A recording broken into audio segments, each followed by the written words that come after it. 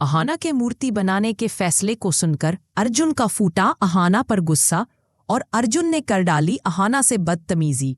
क्या आपने कभी सोचा है कि जब एक औरत अपने आत्मसम्मान के लिए खड़ी होती है तो सबसे पहले उसे उसके अपने ही क्यों तोड़ने की कोशिश करते हैं।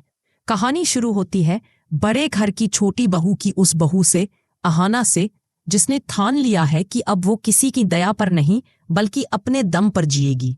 लेकिन दोस्तों, आत्मनिर्भर बनने का ये रास्ता जितना खूबसूरत लगता है उतना ही कांटों से भरा होता है। और अब अहाना की जिंदगी में भी वो तूफान आने वाला है जो उसके रिश्ते, उसका सम्मान और उसकी हिम्मत तीनों की परीक्षा लेने वाला है। सब कुछ शुरू हुआ उस दिन जब अहाना ने घरवालों के सामने अपना फैसला रखा।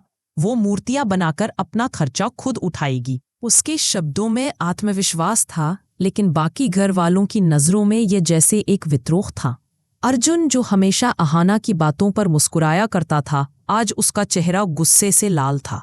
वो बोला, अहाना, क्या तुम्हें लगता है कि मैं तुम्हारा खर्च नहीं उठा सकता? तुम क्या चाहती हो, इस घर की इज्जत मिट्टी में मिल जाए? अहाना शांत थी, लेकिन उसकी आंखों में एक सख्त चमक थी। उसने जवाब दिया, अर्जुन, मैं किसी की इज्जत नहीं मिटा रही, बस अपनी पहचान बना रही हूं। अगर अपने दम पर जीना तुम्हें तमाशा लगता है तो हाँ, मैं यही तमाशा करूंगी। घर में सन्नाटा छा गया। तीनों बहुएं और मिली चुपचाप अहाना के पास आ खड़ी हुईं। उन्होंने कहा, हम तुम्हारे साथ हैं। और बस वहीं से एक नई शुरुआत हुई। जब अहाना ने अपनी सास दुर्गा देवी से अपनी इच्छा बताई, मान जी, मैं मूर्तियां बनाना चाहती हूं ताकि किसी पर बोझ ना बनूं, तो पहले तो दुर्गा देवी चुप रही, लेकिन उनकी आंखों में वो ममता थी जो कहती थी, बेटी, तेरे इरादे सच्चे हैं। उन्होंने कहा, अहाना, कर जो तेरा दिल कहे। अगर दुनिया कुछ कहेगी भी तो जवाब मैं दूंगी। और उस पल अहाना का आत्मविश्वास और भी मजबूत हो गया। तीनों बहुएं, मिली और दुर्गा देवी, सब मिलकर मिट्टी लाने गईं। वो दृश्य कुछ ऐसा था जैसे एकता और हिम्मत ने मिलकर किसी कहानी को नया अर्थ दे दिया हो।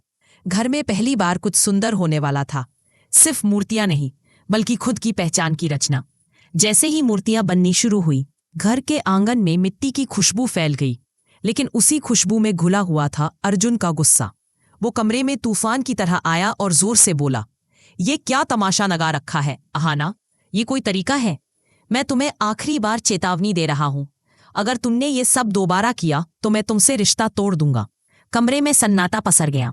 अहाना उठी, सीधी उसकी आंखों में देखती हुई बोली, तुम भी तो पॉल्टूडा की तरह ही करना चाहते हो ना? मुझे तोड़ना चाहते हो? तो सुनो अर्जुन, अब मुझे किसी की जरूरत नहीं, न तुम्हारी न तुम्हारे पैसे की। मैं अपने पैरों पर खड़ी होकर दिखाऊंगी, और वो दिन दूर नहीं जब तुम्हें अपनी गलती का एहसास होगा। अर्जुन कुछ पल के लिए चुप रहा, फिर गुस्से में अपनी टोकरी उठाई और मिट्टी अहाना के सिर पर उड़ा दी। सारी मिट्टी उसके बालों, कपड़ों, चेहरे पर गिर गई, लेकिन उसके हौसले पर नहीं। अहाना बस वहीं खड़ी रही। आंखों से एक भी आंसू नहीं निकला। उसका चेहरा मिट्टी से सना था, लेकिन आत्मा अब पहले से ज्यादा चमक रही थी। दुर्गा देवी दौड़ती हुई आईं, और जब उन्होंने अपनी बहू की हालत देखी तो उनका खून खौल उठा। उन्होंने अर्जुन पर चिल्लाते हुए कहा, ये तुम्हारे संस्कार हैं अर्जुन? मुझे तो यकीन ही नहीं होता कि तुम मेरे बेटे हो। अगर यही तेरी मर्दानगी है तो आज से मैं तुझे अपना बेटा मानने से इनकार करती हूँ। अर्जुन के चेहरे पर गुस्से की जगह अब पछतावा था। उसने महसूस किया कि वो अपनी झुंझलाहट में अपनी ही पत्नी को अपमानित कर बैठा, पर अब जो हो चुका था उसे पलटा नहीं जा सकता था। अहाना ने सिर्फ इतना कहा, मैं तुम्हें माफ नहीं करूंगी अर्जुन, जब तक तुम खुद नहीं समझोगे कि गलती कहाँ हुई। मैं तुम्हें एहसास करवाऊंगी, लेकिन किसी की भी दया से नहीं, अपने काम से। अगले दिन अहाना ने अपनी मूर्तियां बनानी शुरू की। हर बार जब उसके हाथों से मिट्टी का कोई हिस्सा गिरता, वो कहती, गिरकर भी अगर कुछ नया बन सकता है तो मैं क्यों नहीं। धीरे धीरे पूरा घर उसकी मेहनत से भरने लगा। तीनों बहुएं, मिली और खुद दुर्गा देवी उसकी मदद करती हैं। अब वो सिर्फ मूर्तियां नहीं बना रही थी, बल्कि उस मिट्टी में अपना आत्मसम्मान ढाल रही थी। अर्जुन दूर से देखता रहा। हर मूर्ति के साथ उसे एहसास होता गया कि अहाना ने जो कहा था वो सच था। वो अपने पैरों पर खड़ी हो सकती है, और शायद उससे भी ज्यादा मजबूत बन सकती है। अर्जुन अब खुद से लड़ रहा है, अपने गुस्से से, अपने अहंकार से और अपने अपराध बोध से। वो जानता है कि अहाना ने उसे कभी छोड़ा नहीं, बल्कि उसकी गलतियों के बावजूद उसे मौका देने की कोशिश की। अब सवाल सिर्फ एक है, क्या अहाना उसे माफ करेगी? अहाना ने ठान लिया है कि जब तक अर्जुन अपनी गलती नहीं समझेगा तब तक वो उसे माफ नहीं करेगी। लेकिन एक बात तय है, ये कहानी अब सिर्फ अहाना की नहीं, बल्कि हर उस औरत की है जो खुद को साबित करना चाहती है, चाहे पूरी दुनिया उसके खिलाफ क्यों न खड़ी हो।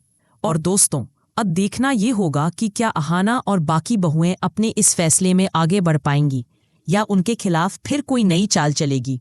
कहानी यही खत्म नहीं हुई, ये तो बस शुरुआत है एक नई सोच की, एक नई हिम्मत की।